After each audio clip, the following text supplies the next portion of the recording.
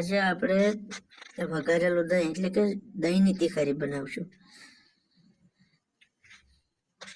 તો એમાં પહેલા આપણે કટિંગ કરશું ડુંગળી, ટમેટા, મરચાં, લસણ, કોથમરી અને પછી આપણે તેલ મેકશું. તેલની અંદર રાઈ, જીરું એડ કરશું.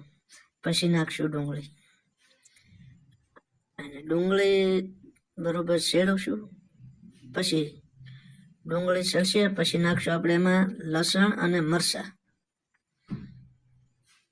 એમને પણ આપણે ગરમ કરશું.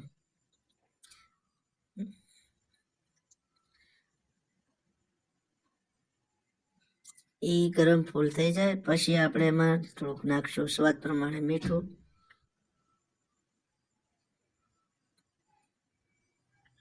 પછી ટમેટા નાખશું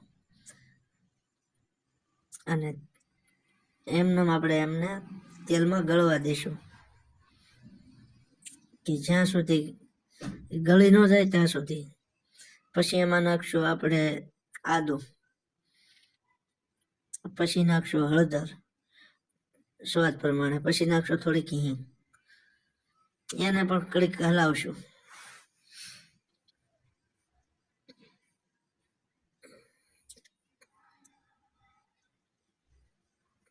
પછી ડુંગળી ટમેટા ગળી જશે.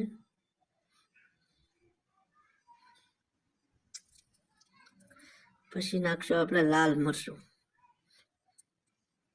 જે પ્રમાણે શાક હોય એ પ્રમાણે લાલ મરચું એડ કરશું. અને પછી નાખશું આપણે દહીં. અમે દહીંની ડબ્બી લાવ્યા છે તો ડબ્બી નાખી છે. પછી તો જેટલા વ્યક્તિ જેટલાનું બનાવવું હોય એટલે 2, 3, 4 અમે 4 ડબ્બી એડ કરી છે.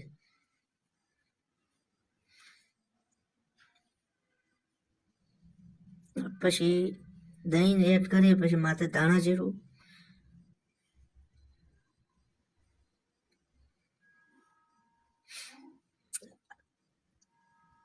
ઉતારી લેવાનું. પછી ધાણા જીરું અને કોથમરી નાખી મસ્ત આપણે આ તીખારી તૈયાર થઈ ગઈ છે.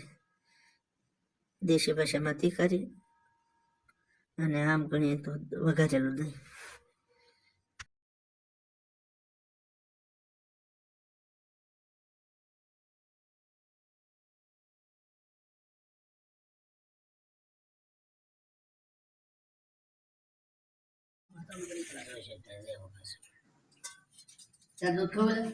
હાલો આપણે હવે દહીંની તીખારી તૈયાર થઈ ગઈ છે.